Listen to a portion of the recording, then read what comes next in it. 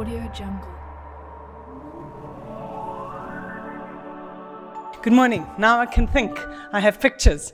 Thank you, colleagues, for the opportunity to share and to provoke, and perhaps to give us a basis for thinking about what we do individually and collectively based on where we are, and how that contributes perhaps to a bigger question of urban transition.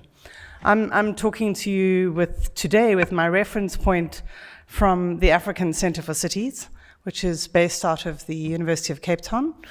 As Nicola said, I actually have a joint appointment there and at the University of Bristol. And that's very useful for me because it reminds me that although we have a special commitment to our own place, and we're going to talk about that, we also share commitments, and that dot at the top of the map is about as far from most of Africa as we are here today. So please don't think as you listen to me that I'm talking about somewhere out there that isn't of an issue for all of us. But what I do want to do also is to suggest that there may be some things where you think, gosh, that's really interesting. They've been doing things in other parts of the world where we might want to think about and reflect on. Copy.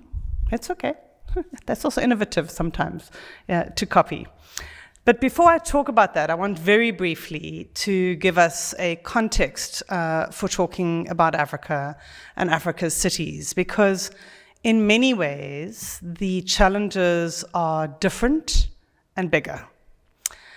Just to be very clear about what those graphs are that you are seeing up there, not only are we moving from a situation where we are still not in a majority urban context in Africa. There are still more people living in rural areas than there are in cities. But we are very, very quickly going to move not just to a majority urban context, but to a predominantly urban context. And that's true, of course, of the rest of the world. And that's why universities, businesses, and civil society organizations are beginning to say, if we can't say what we do and why we do it differently in an urban area, we haven't actually begun to come to terms with that challenge. What's hidden in those figures, which should have been done differently if you'd had a better graphic, was to point out that the one on the right, whoops, that's fine, we're getting to that, suggests that we're moving to 1 billion people. So we're going to double population before 2050 in the African context. So not only are we moving to a more urban context, we are also moving to a very much bigger Africa than we've had before. Now I'm going to carry on talking as if I'm talking about Africa as a whole, and of course that's nonsense, okay? And so just to be very clear, let me walk you through these figures because they won't jump out at you automatically. It'd be very nice if I worked out how to do the pointer. No? Okay. Effectively, what the figures up there are doing, and they're drawn from a very useful report from the OECD called Africa's Economic Outlook. And what it points out is that there are very different pathways of urbanization taking place on the continent. Okay, and it's not, the differences are not, as we always say, Anglophone versus Francophone. That's not the difference I want to draw to your attention. We've got a whole lot of places that are already quite well urbanized on the left-hand side there. Urbanization rates of 40 to 60%, already largely urban societies. Fertility in those places has dropped. Incomes, by and large, are higher than they are anywhere else on the continent, and they resemble the kinds of urban transitions that we've seen in a lot of other places. My own country, South Africa, of course, is one of those, and there are others. We've got, however, a situation where Africa doesn't always follow that pattern that we have seen, where there's a link between a decline in fertility and urbanization. And particularly in West Africa, even though we had early urbanization, we continue to have extremely high levels of fertility and relatively low levels of human development indices and low levels of income. a very important thing for us to begin to start to talk about for all sorts of reasons. For very different reasons, we see in the East African context, we have what we think of as late urbanizers. So we think of places here like Tanzania, okay, very big country, Kenya, as opposed to Nigeria in that early urbanization trajectory. And here, again, we have very high levels of fertility. And I draw your attention to that because what it means is that cities are going, it means all sorts of things, but it also means that cities are going to continue to grow, not because of the movement of people from the countryside to the town, but because the natural population living in cities who are already urbanites are in relatively large families. There are also implications, of course, for the nature of infrastructure, and of gender politics and of employment and a whole range of those things. There's a huge group of countries, places like Malawi, who have until very recently not even begun to think about urbanization because they were largely rural. That transition is happening very, very fast and very dramatically, often in places that are particularly poorly equipped to deal with that. And then finally, there's a cluster of countries in the African context who are very different and divergent. There are things like places like Botswana on the one hand, or Angola, which basically are mineral rich and very distorted by their natural resource bases. Okay, where cities again are structured in ways and dominated quite often by corporate interests, which are very, very different. So the point of the slide is to say, it's changing fast, it's getting bigger, it's getting more urban. Be careful before we stereotype, because it isn't as simple as that. But we do need to begin to take stock of what we are talking about. Okay, having said I'm not going to stereotype, here I am talking about one continent, many countries as if it is one place. But I just want to flag 2 or 3 things which I think frame the way that we have to respond. If we were talking in the context of Europe, we might be talking about migration, we may be talking about excessive consumption, we may be talking about automation, those big challenges that frame. Now, in the African context, you cannot think about the city, which is the place where people had no longer have access to rural subsistence agriculture, without thinking about jobs. Okay? And actually, the majority of people live in what we might think of either as informal, not a very useful word, but as a category of work which is not well regulated, not very secure, and often not very well understood. Less than a third of people across the continent are in what we would think of as jobs in a stable sense in other places. Now, I know that the structure of jobs is shifting everywhere else, but that ratio is very, very different in the African context. Similarly, we've got a youth bulge, which is incredibly exciting on the one level, but it does mean you've got an enormous number of people wanting to enter the labor market over the next 2 generations. Africa is not immune from the sectoral challenges that you face in the European context. Automation will affect everybody, everywhere. And in fact, there's considerable suggestion that Africa will find it very difficult because, unlike places like China, is unlikely to be able to have an urbanization transition that is associated with an industrialization of the kind associated with manufacturing jobs.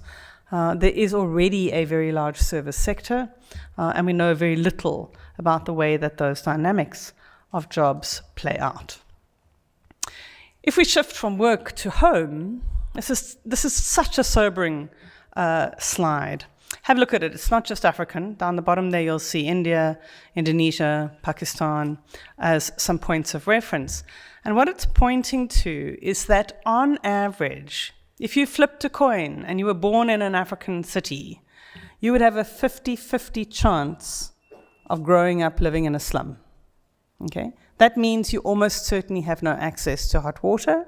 If in fact you have water at all, you probably don't have access to sanitation, and the structure that you are living in is one that has been constructed around rudimentary building materials. It means all sorts of other things as well beyond the residential sector, okay, and the construction sector, because it means those things in quite often the public infrastructure as well. And it's those sorts of pictures that mean that we understand that the dominant reality for Africans, and we're going to talk about 1 billion people living on this planet, okay? 60% of whom are going to be living in slums. So 600 million people living in African cities, 300 million of them living in conditions which don't meet any of the criteria on the SDGs. It's not a universal condition. And across the continent, there is an extraordinary investment going into many things, including residential provision. The problem is that there's almost, and we were talking about this earlier, there is almost no governance mechanism to link the two things together. And so what that means is that African urbanization is happening, there's an English phrase, I don't know if it translates into French, on the fly. It's makeshift. It happens, we just do it. We're not planning it, we're not maximizing it, we're not designing it, we're not protecting the interests of people, planet, or prosperity in the way that we do it. And it's in that context that the kinds of assumptions that we've made about city building have to be rethought.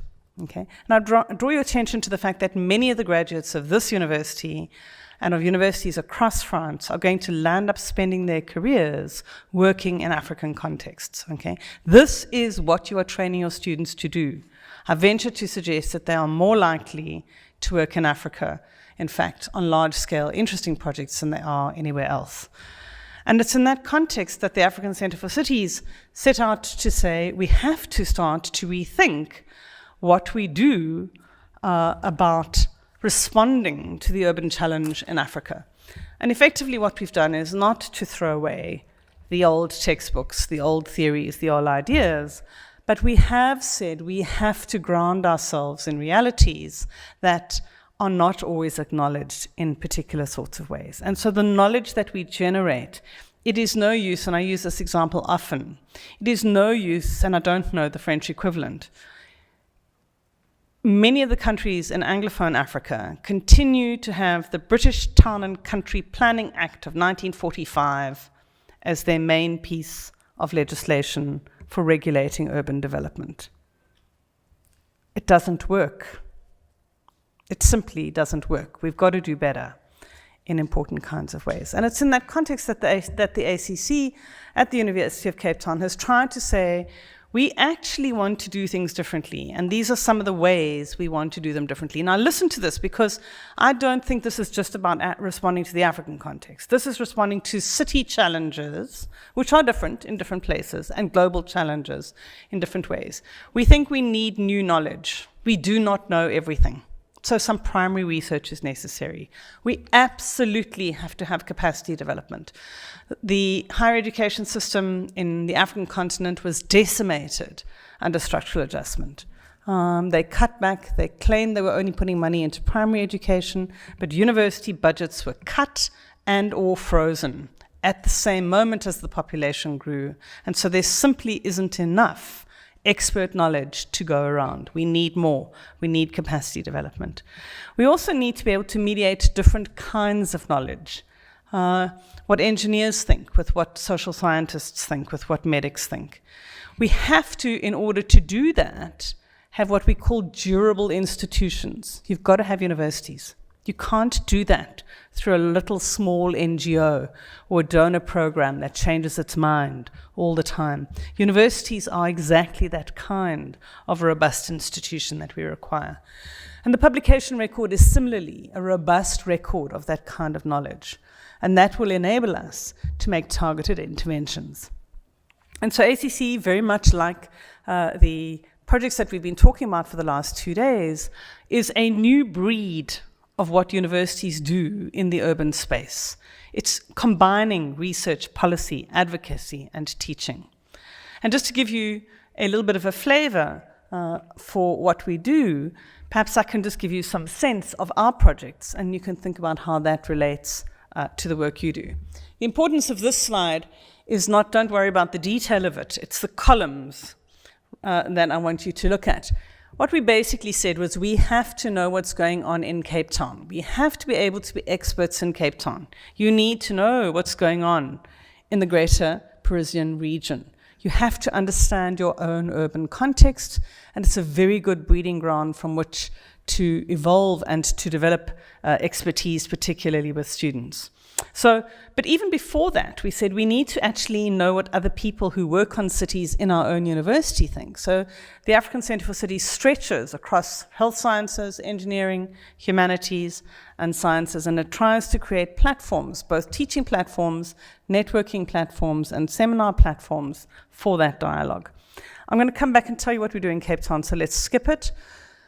Because we are the richest part of the region, we feel we have a responsibility externally, and we are quite actively engaged across the Southern African region, and in the Africa region in particular, and I'll try and tell you a little bit about that in a second.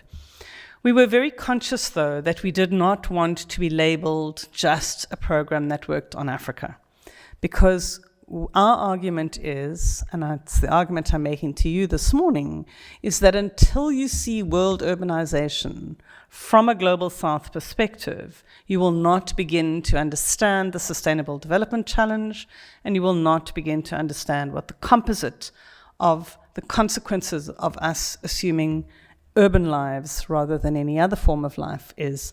And that challenge at the moment is being worked out in the African context and the Asian context as priority areas of action. Two slides here. One is on what we do in Cape Town, and I'll give you examples in a second, but just to highlight, we do three different things. First of all, we are actively engaged in the act of policy production. Now, I know for some people that's very bad for scholars. Our argument is that knowledge should be constitutive, it should be constructive as well as deconstructing. We should be critical as well as offering real critical alternatives. And it's in that context that we engage directly in the policy-making process.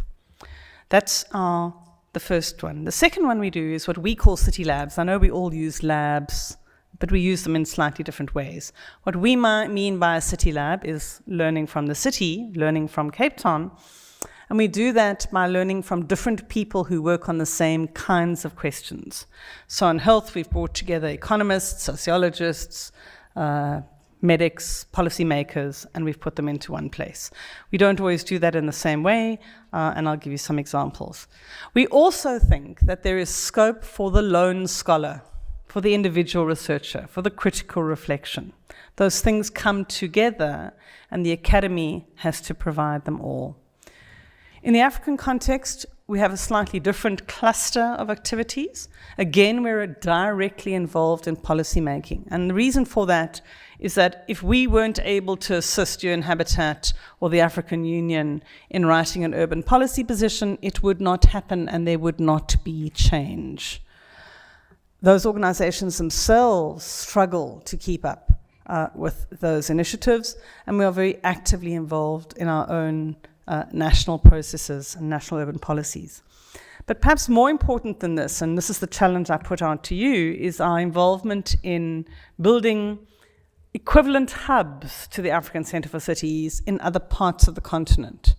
In other words, places where there is a sufficient depth of capacity that is sufficiently sustained on a good enough budget over a long enough period of time to keep good research staff, to enable them to engage in dialogue, to be sufficiently informed about their local politics so that they are credible with their local authorities when they begin to do that. And of course, that means real research. Perhaps for those of you who are not from universities and from the private sector or from local government, can I just tell you about what for me has been one of our most interesting sets of activities? We have engaged quite often directly either through one-on-one meetings or in, as I've already indicated, in co-producing solutions, or what we think of as solutions and interventions in the city. So the city I come from, Cape Town, many of you will know is one of the most racially segregated cities, and our enduring problem is one of how do you achieve integration. And what we've been able to do there is to get specialists on social-spatial transformation, on ecological transformations, and on cultural transformations to get together over long and extended periods. Those things in turn those sessions have drawn from and not only created a community of people who are committed to know each other and fight about what should happen, but they have drawn from evidence which was produced from the city labs. So, for example, we've had city labs on climate change at the city scale, and there's a lovely book on that. And all we were doing there was not necessarily to be doing Nobel-winning science, but to be saying, what does the science say for Cape Town? How do we produce credible, legible science, the best science that is locally relevant and locally useful, and pull that together? And we've done that across a whole range of topics, and those topics then were brought to bear in some of these efforts to integrate. I'm mindful that I'm running a little short on time, but let me try and give you again some sense of where we think there's been some innovation.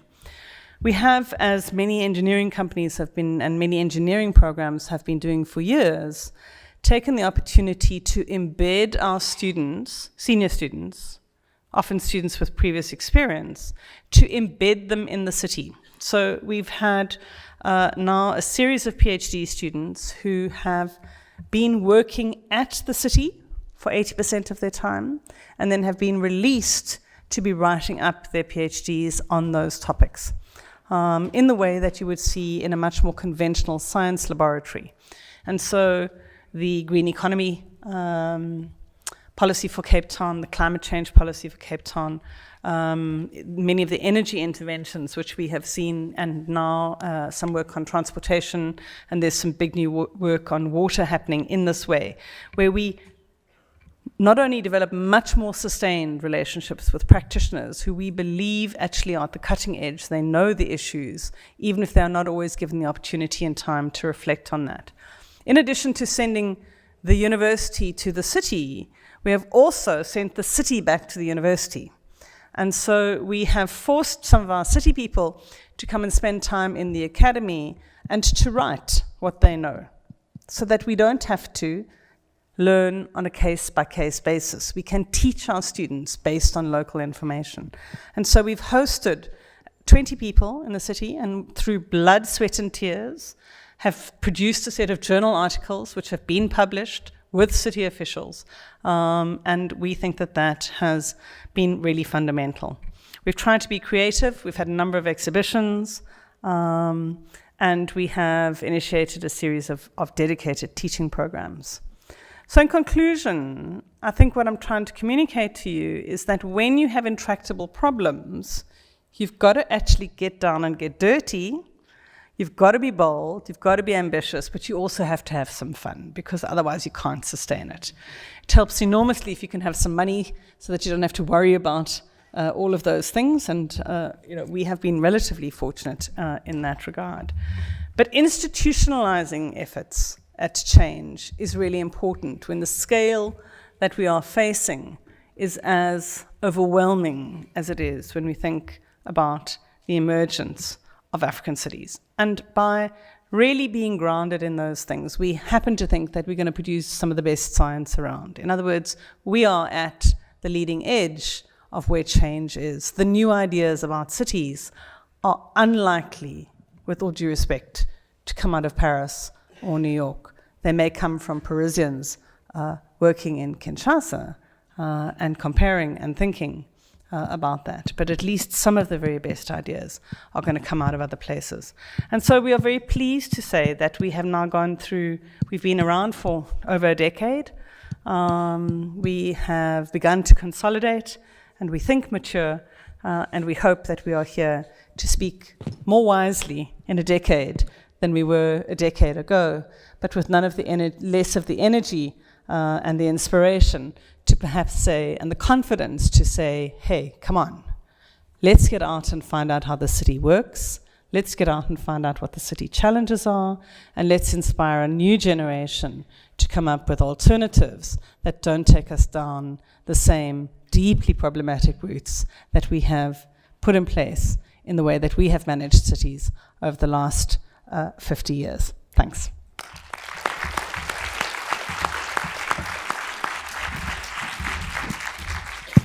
So then, thank you so much.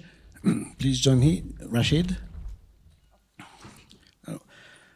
This was brilliant, I would say, as usual. But I want to thank you for reminding us about the role of universities in this context, where really we don't really know this. I'm quoting you, what is happening, and we don't really know.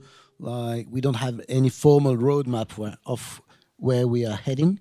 And that's very important, because in a way, it's not the same situation, but in Europe or in France, we know that we have a number of issues and challenges ahead of us. And we also know that it is nothing easy, right? And we need some locations, some places, some convening areas, such as universities, to really get hands-on, deep in the conversation. And I was also thinking, when you mentioned it cannot just be about bits of networks and some NGOs or organizations, it needs to be about knowledge and the making of knowledge, but in a different way, right? Because things are moving around. So thank you very much for that. Rashid, you are also from Africa, right? Being from Morocco. What is your immediate reaction in this landscape of massive change and challenges throughout Africa, and also something which was very strong in Susan's keynote, that is, sometimes countries are still working with legal frameworks that date back from decades ago, when things were completely different. Thank you very much. Thank you very much for inviting us to this important meeting, and also for this interesting presentation, because we share a lot of aspects. I think that you mentioned in your presentation many aspects in African context. I think Africa is very specific. We have a specific context, and I think in the region of the south of Africa is a little bit different than the north, and a little bit also very different than the center, than the sub-Saharan African countries. The situation is different. Let's talk about the global situation in Africa. We have, if we say in terms of the emission of CO2, Latin America and Africa, they contribute very small. They have very small contribution to the pollution, to the global pollution and the global emissions of CO2. If you talk about the consequences and the impact, Latin America and Africa, they receive a very big impact and consequences from the global pollutions. And the situation is changing now very fast in Africa in relation to the climate changes, but also in relation to the fertility of lands. We have in Africa a lot of lands without any exploration, fertile lands. But we have a very specific urbanization because the expansion of this urbanization is following the disponibility of natural resources in terms of water, of energy, of mines, of also employment. When we are talking about the employment, we are talking about service economy of services, because this is the huge potential that we have. We have a lot of people that are working, but we are working, there is informal work. They're working without any direct relation with the production system.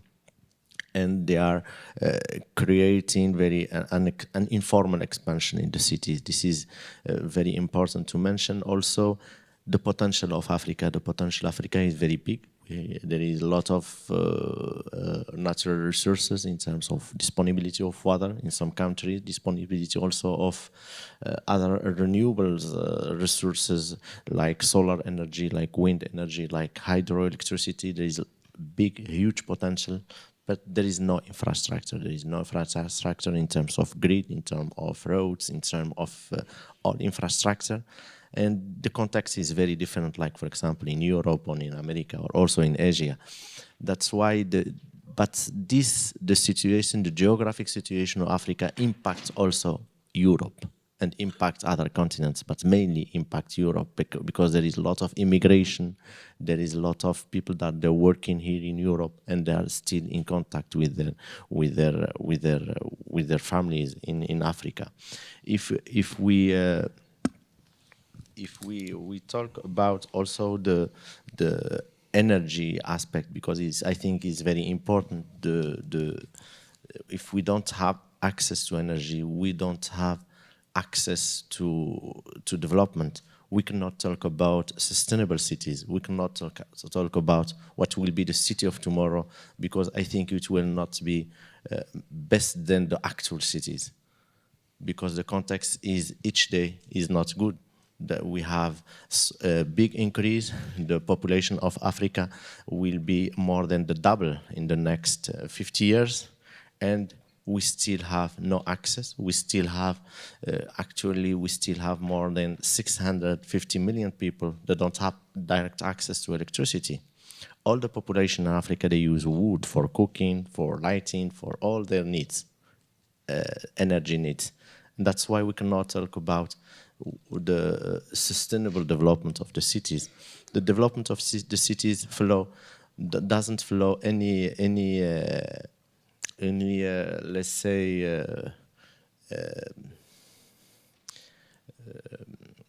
doesn't follow. There is no studies. There are no previous studies. What we have, that there is no contact at all also between universities and research centers and also policymakers and also policy developers and also public policies, because they don't believe what we have. We have foreign companies. They do the studies on the development on big cities, towers, maybe in some cities, but without any consideration of what are the actual need of the population, what will be the next development, the development of the next generation of the population. And this aspect is also very important. We have that you talk about the link between innovation and also the public policies. There is no connection. For example, in this room, we have policymakers, we have les communes, we have people that they decide for the future, but we have also researchers, we have young people, we have students, and we have this connection between those peoples. In Africa, we don't have this kind of meetings. We don't take in consideration what think the young people. We don't take in consideration also what they will researchers think about what will be the city of the future. Those aspects are very complicated. Some changes, we are not only totally negative, but there is some initiative in some countries, mainly in South Africa and also in North Africa. The access to electricity is about 100%. It's different, the situation. And also, there is now a lot of initiative in order to put in the same table policymakers and also researchers, universities, in order to share and to think about what will be the future of their cities. In Morocco, we started in 2009. The dependency of the energy, we was importing more than 95% of our energy needs from outside, mainly from Spain, from Algeria. We are not fossil country, energy country. And with the transformation of the economy of Morocco in the last 10 years, it was very important to think on new programs in order to develop a mix of energy based on the local resources, mainly on solar, wind, and hydro. That's they put on 2009 that we will come in 2020 with more than 42% of the global capacity coming from renewable energy. It was a dream at that time, but now we are 2 years for 2020, and we are now more than 38% of our global capacity coming from renewable energy. And we put new strategy that in 2030 we will be about 60% of the global capacity coming from renewable energy. That's what means. What means it's when we want to develop a strategy, we need to have all the makers, researchers, also civil society, ONGs, and also universities, also communes and all politics in order to work together. It's very complicated because we are not joiners. I remember one guy, he said that why America, why the success in America, and they say in US, they say that Americans are good joiners. When they want to do something, they can join to this initiative. This is totally the opposite, maybe in Africa. If you want to do something, you have to do it only, alone. But if we want to share, it will be a revolution. All people, they will talk, and we will do anything.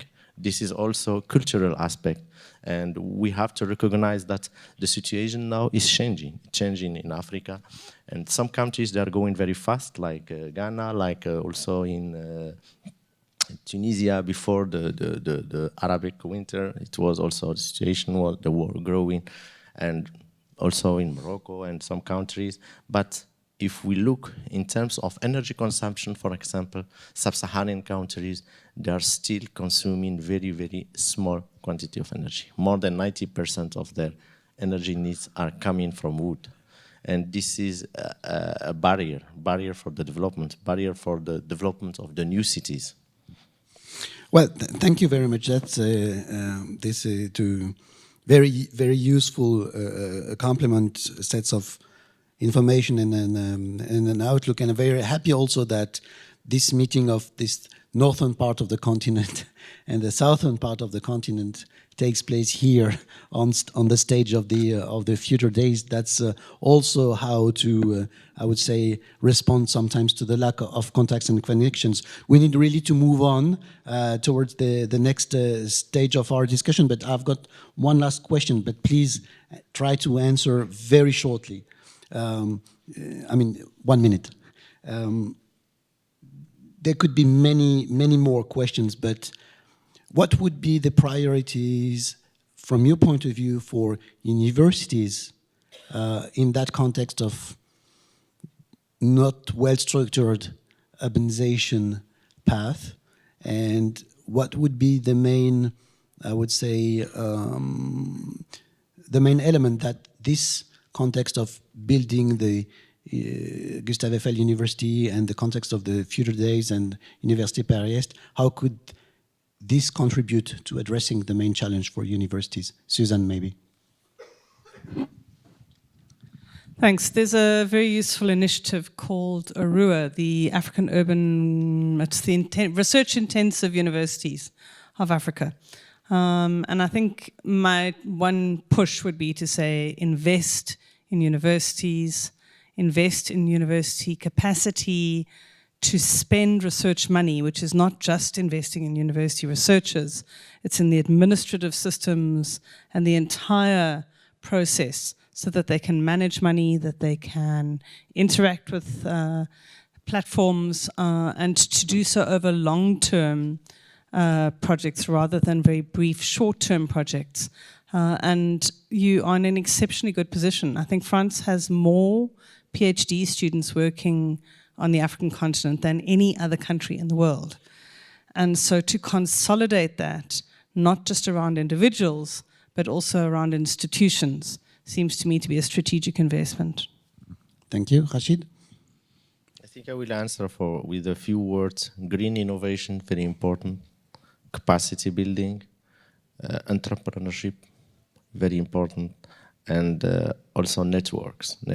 We have now Green Africa Innovation Network. It's a very big network linking all institutions, research institutions, but also industries, ONGs.